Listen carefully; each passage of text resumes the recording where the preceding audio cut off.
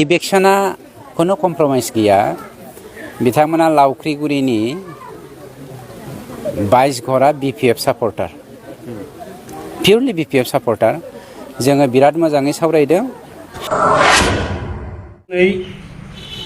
चिरांदुवार block committee BPF नि लेङाइ आफादगिरि जानानै गिबि बर' खौरां इउनाइटेड निउज समनि रादाब बड'लेण्ड मिडिया नोंथांमोननो आंनि गोसो गोरबोनि साबायखर बावबाय जे आंनि दिनैनि माखासे बाइक होनायनि उद्देश्यआ जाबाय जे मैया जोंहा दानि B.T.R सरकारनि अर्थात UPPL दोलोनि हाग्रा बिफाननि जे EM रनजित बसुमतारी बिथाङा जे लावख्रिगुरिनिफ्राय थांनाय जे देवसियाव माखासे फ्लाड एफेक्टेडनि थाखाय बिथांमोना थानो हायैनि जे थांदोंमोन दा बेखौ फेरेंगा बिथाङा होनदों BPF दलोआ बिथांमोनखौ थिनहरदों खाम्फासारनिनो आखाइ दङ बिथाङा बुंदों बेवहाय जों ओरैबायदि दुखु मोनदों जे बिथाङा माबा एभिडेन्स दं नामा रनजित बिथाङा माबा एभिडेन्स होनो हागोन नामा दिनै जे खाम्फासारा बेवहाय खाम्फासारनि आखाइ दं होनदों दिनै आं दिनै बुंगोन जेब्ला लावख्रिगुरियाव फ्लाड एफेक्टेड जादों बेवहाय चिरांदुवार ब्लक कमिटि हिसाबै जों स्वयं नुजाहैदोंमोन आरो खुब दुखु गोनां बाथ्रा खाम्फासारा बेवहाय खनसेबो नुजाहैनो हायाखै दिनै खाम्फासारा जुदि बेवहाय नुजादोंमोनब्ला इन्टारनेलि माबा मोनसे मुंखुमाबोदों बेवहाय थाहैनो खावलायबोदों होननानै बिथांनि सायाव दिनै सन्देह खालामजागौमोन दा एभिडेन्स होनो होनदों फेरेंगा बिथाङा होथों एभिडेन्सखौ आरो आं खावलायनो लुबैदों निउसनि गेजेरजों जे 31 नं सिडली समष्टिनि MLA मानगोनां जयन्त बसुमतारी बिथाङा जेब्ला फ्लाड एफेक्टेडआव थांदोंमोन रायजो राजा बिथांमोनहा दिनै सोंदों सार जोंनाव ओरैबायदि गले गले फ्लाड एफेक्टेड जाबाय थानो थाखाय राहा गैला जों बहा थाहैबावनो बेबायदि सोंनायाव बै दानि जे एभेक्सन खालामजादों बेवहाय आसि थुनानै रायजो राजा थाहैनो बिदोंमोन बे समाव जोंनि खोनानाय मथे जयन्त बिथाङा होनदों जे बेयावनो थाहैथ'दो थाहैबा दानो थाहैखा होनदों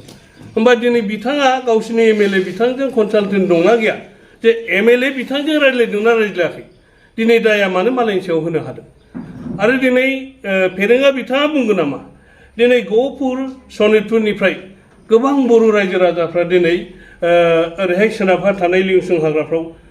फैनानै दंफैयो बेखौबो दिनै खाम्फासारनि बा BPF दोलोआनो लिंहरनानै बेवहाय दोनफैदों होननानै बुंगोन नामा जों बेखौनो बिथांखौ खावलायनो लुबैदों दिनै निउसनि गेजेरजों नोंथाङा सासे EM फरेस्ट बिफाननि EM जानानै खोब सिन्था खालामनायनि बाथ्राया बुंनांगौ आरो बाथ्राखौ बुंनाया मोजां जों बेखौ दुखु मोनदों जे बुंबाय पार्टिखौ लानानै बेबायदि बाइट होनाया मोजां नङा होननानै आं नोंथांखौ खावलायदों रनजित आं लाजिनोबो ओंखारदों मिनिनोबो ओंखारदों आरो दिनै बेखौ जों बुंनांगोन रनजित बिथांखौ थारमाने 22 नखरा BPF नि 22 नखरल'थ' नङा दिनै UPPL पार्टिनिबो दंहैयो आरो दिनै बिथांनि जेखिनि सिन्था धारनाखौ जों नुदों BPF होननाय लोगो लोगो एलार्जि जायो नामा बिथाङा दा बेनि थाखाय BPF खौ दोनथारला नामा जोलैखौनो BPF आव थानाया सोर बर' फिसायाबो दं BTC ओनसोलाव थानाय जिमान बर जाति गस्थि राव धोरोमनि मानसि BPF आव दं दिनै बिथांमोना BPF नि सायावल' मानो नोजोर बोदों आरो आं खोनादों बा आं मिथिनाय मथेब्ला बेवहाय थानाय जे लावख्रिगुरि ओनसोलनि दानि बिथांमोननि गावबुरा UPPL दलनि जे गावबुरा आरो मेम्बार बिथांमोनहाबो बेवहाय दंहैफाथारो बा बिथांमोननि नामखौ मानो मेनसन खालामाखै सबसे दुखुनांथावा बे BPF आल' दिनै मानो दाय मावदों बेवहायलाय आरो आं मिथिदों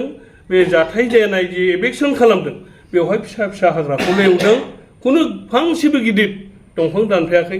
आरो आं दुखु नांनाया सबसे बे दिनै जुदि एभेक्सन खालामनांगौ बिथांमोनहा बिफोर नटिस खालामनांगौमोन उइदाउट नटिस दिनै बिथांमोनहा मानो बेवहाय एभेक्सन खालामहैखो आरो आं खोनानो मोनबावदों सानै दिनै लावख्रिगुरि बा बे एभेक्सन खालामनायनिफ्राय हमनानै लाबोदों दा बे हमनानै लाबोग्राफोरनिफ्राय रेन्ज अफिसाव मैया सासेनिफ्राय 8,000 सासेनिफ्राय 12,000 थाखा लाखिनाय जों खोनादों बेनो नामा दिनै UPPL दलनि मोजां खामानि मावनो ओंखारनाय खुब दुखुनांथाव बिथांमोनहा गरिब बारे बारे फ्लाद एफेक्ट खालामजादों बिनि थाखाय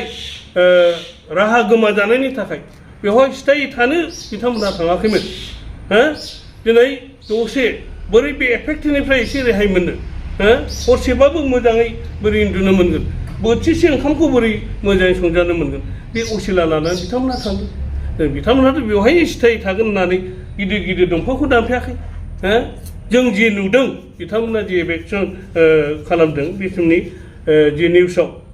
जों नुदों जोंनि मेगनाबो खाना नङा निउसाव नुजादों जे फांसेबो दंफां गिदिर दानफायाखै खोब दुखु नांदों ओंखायनो जाहाथे फेरेंगा नोंथांमोन आरो इउपिपिएल खालामग्रा नेता नोंथांमोन बेवहाय वान साइडलि बाथ्रा बुंबाय थानाया थिग जाया आं बेखौनो दिनै निउसनि गेजेरजों खावलायनो लुबैदों जाहाथे बेफोरबायदि बुंलायबाय थायोबा इयुनाव गावजों गाव आरो माबा मोनसे बखिलायबाय थानाय समस्या फैबावगोन आं बेखिनिखौ बुंनाय जाबाय गिथाव मोनसे फ्लाद इफेक्टसो जादों बेवहाय राजनितिजों लोब्बा गैया बाव बिपिएफ दल गैया हो आं दहाय एसे बुंखांदों दिनै इउपिपिएल दोलोनि रायजो राजा बिथांमोनबो दं हायोब्ला सहायसो हैनांगौ आरो बिथांमोनहा मिथिगौ दावखिगुरिनि रायजो राजा बिथांमोनहा दिनै इउपिपिएल दलनि ब्लक डिस्ट्रिक्ट सेन्ट्रेल लेभेलनियानो जा बिथांमोनहा थांदोंब्लाबो गावसिनि आखाइजों मोनसेबो मुवा होआखै खिन्थु जों दिनै बिपिएफ दला दिनै सरकार गैयाब्लाबो सरकारखौथ' बाद होबावदो खाम्फासारा गाव जेननाय समस्थिब्लाबो जों बिपिएफ दला एसे खिनि माइरंब्लाबो हैदों दालि एसे हैदों दै बथल हैदों मुलिजों हैदों बरंसो जोंनि मिथिनायाव बिथांमोनहा इउपिपिएल दल जानानै मोनसेबो मुवा हायाखै बेनिफ्राय दुखुनांथावसिन माबायावसो नुदों नामा आं बिथांखौ दिनै खावलायनो लुबैदों जे बोथोरा बोरै जागासिनो दं निस्सय गाव हमदांनो हाबाय दिनै दाखालि 15 तारिखआव बे जोंहा आवजाराव मोनसे प्रग्राम जादों 932 जन इउपिपिएल दोलोनि जिएसपिनि बिजेपिनि बिथांमोनहा बिपिएफ दोलोखौनो खनसे सरकार लाबोफिननांगौ होननानै जों मासाबदों बेवहायनो बिथाङा मिथिगौ जे बिथांनि जिखिनि सिमां जिखिनि बाथ्रा बुंनाय गासैबो उल्था नंगौना नङा आं दिनै बेखौसो बुंनो लुबैदों आरो बहुद जोंनाव फैनो होननाय हाजार हाजार मानसिफोर दं सोरबा होनदों र' एसे नेथ' जों नेदों नंगौना नङा जोंना बिपिएफ दला बहा खारनांगौ नेनानै बयखौबो जों लागोन जोंहा आदर्श दं जोङो बिपिएफ दल जानानै रायजो राजाफोरनि बिटिसि ओनसोलाव जिमान बर जाति गस्थि पार्टि धोरोम राव जेखियानो थाया मानो जों बेखौ जयैनो लानानै दिनै सालायनांगोन आरो नेक्स्टआव 2025आव देरहानायनि खोथाखौथ' डाइरेक्टलि जों नुखाबाय बावैसो उनाव नोंथांमोना मिडिया हिसाबै नुगोन हयथ' 1000 एबा जोंनाव मासाब जाबावगोन जेब्ला सम आरो बोथोर फैयो नोंथांमोनखौ जों लेंहरखागोन थेंक इउ सै